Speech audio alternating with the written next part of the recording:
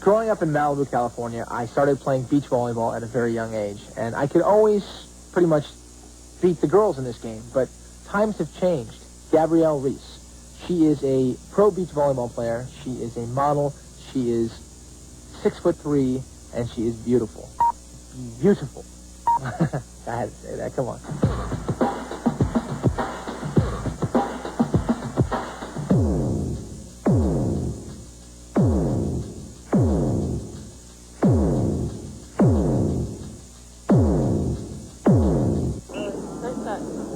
Okay, so here we are, down in Marina Del Rey, practicing some volleyball, pro women's volleyball teams. See how I do.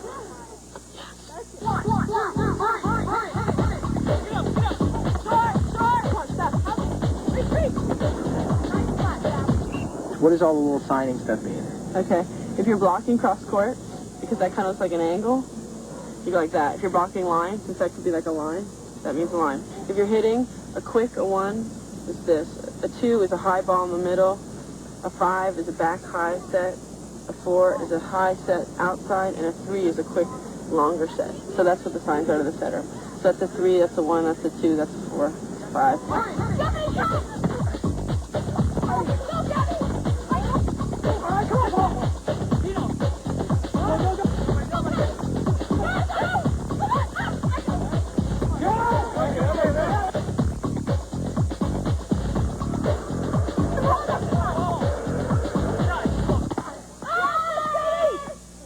My fault. You didn't realize that?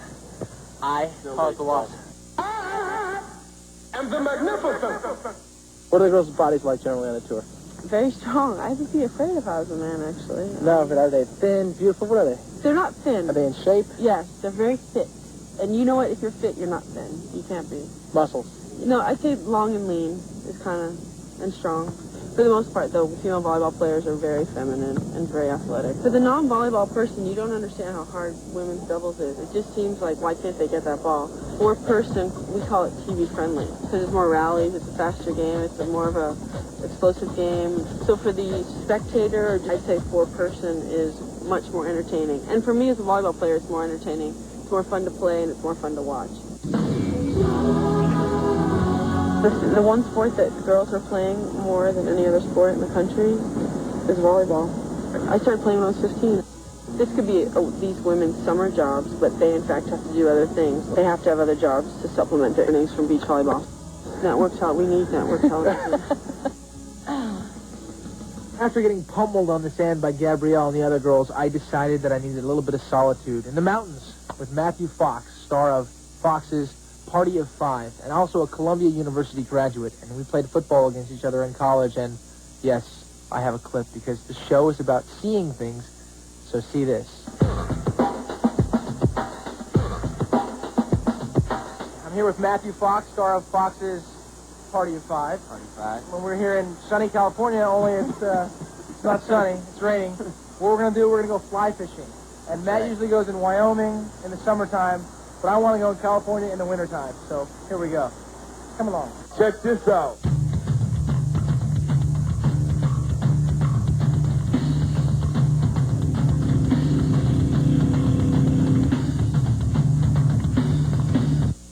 Matt and I are here with Dave. He's our guide. We need a guide because I don't know where we're going. But, all right, so what are we doing here now? We're going to get you guys into some hip waders and some wading shoes. And then I'm water repellent. Other than where they leak, yeah. Oh, great. Thank you. Put those on over your regular sock, Right, and then put another sock over the top of this, and then inside the boot. Right. Okay. Matt, you're doing this with the balance thing. That's pretty good. Yeah, I'm kind of good at this. These are just regular shoes. Yeah, but they have salts on the bottom, so you don't slip on rocks. Ah. There you go. Did those other guys who just walked out of here, did they have these things on? No, we're going to want these. So you can just walk right in the water. Uh-huh. Do I have this on the wrong one because it's on the inside? You might be able to still work that out. Oh, man. The first thing on. The very first thing. Okay, we're ready to go almost. I got the good vest on now. You got good rods here, too. Really? Yeah, Oh, wow. stage. These are long. Stage grass like 9-footer. 9 footers. Yeah. Big prep line. Yeah. Oh, man, You you have already to tie get some leader on this bad boy, though. Do you have any leader there, Dave? Can you hear this? I can make the sound. Whoa! They're tying a leader. Matt's tying on his leader. Now, I'll be tying loops and going, too, because I'll drop it. Matt was a receiver in college. He doesn't drop anything. He went to Columbia. He played football. I was at Princeton playing football. And guess what? Drop it. I'm ready. In case we get lost in the wilderness, I got a bagel. Fly fish is like one of my favorite things in the world to do. I am all over this every weekend. Really? That's perfect. It's real shallow, though. Oh, it's shallow. It's deeper up here, though. This has got orange strings, though. Won't the fish see that? Yep. This is the leader part, tapered, and we'll tie a fly on here. Probably a pretty small fly, and I don't really know the patterns out here, but we're going to go for something colorful today. Ideally, without rain, there'd be bugs. That's what And they go that's what after. these fish rise to. So what you try to do is you actually come to a piece of water, and you look around, try to figure out what the hatch is. And what these bugs are is they're actual larvae that are on the bottom of the water, and part of their whole process is they'll float to the surface and hatch on the surface of the water. And that's where they get them? Yeah, and you call it the hatch. And that's when these fish feed them. They love taking them on the surface. These larvae float up, they'll hatch on the surface, and these fish will come up and take it. Oh, right when they're born, they get snagged. Yeah. That's kind of rough. That's a rough way to go. These fish are ruthless. I mean, the art of it for me is actually seeing a fish work and going after that fish, and you can actually see them rising and working off certain bugs, and you're trying to match that hatch and cast into them, not spooking them down, keeping them going, and sooner or later, have them take the fly, and then it's the whole battle of, when they're on the line and not losing and everything. So that's an awesome thing. It's an awesome thing. This is the fly assortment here. You see that? Yummy. What's the name for this? That's a Sierra Bright Dot. Similar to a Royal Coachman, right? I was going to say that. Yeah. I just felt like... You just didn't really want to jump in there.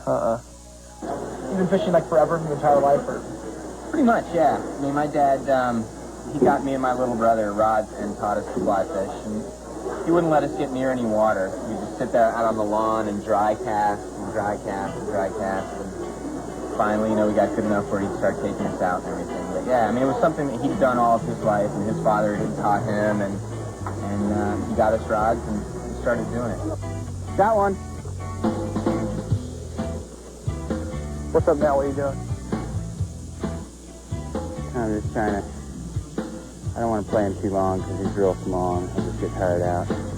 Are you tired out? Yeah. So what is it when you're playing? You just let him run around a little bit? Yeah. See, this fish is so small that, you're not going to... You don't want to give him too long of a run because he'll just get tired and you'll kill him, So now I'll just grab this little hook here and shake him off. There he is. Usually after catching a fish in a pool and they're small, You're out. the rest of them are spooked down and they're going to stop feeding for a little while. Oh, wow. So over there looks like a good spot. That up there looks really nice. We're at the big pool. We're at the big pool. Now I'm going to catch fish. Dean's going to hook the big one. I'm hooking the mama. Upstream we go.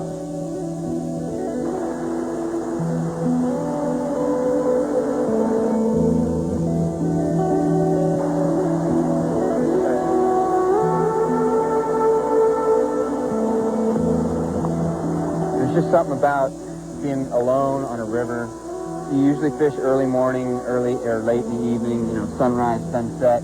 Being on a river, you're in communion with these trout, trying to figure out what they're feeding on. There's everything about fly fishing is fascinating to me, and I love it. See that? Yeah.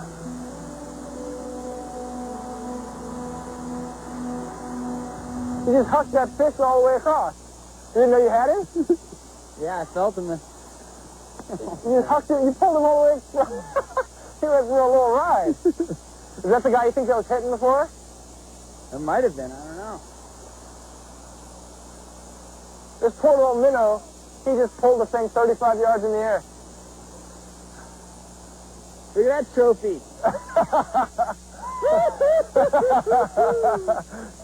Now, I wanted to ask you about that 25-foot fling that you gave that little tiny little thing. Did you actually know you actually had a fish, though?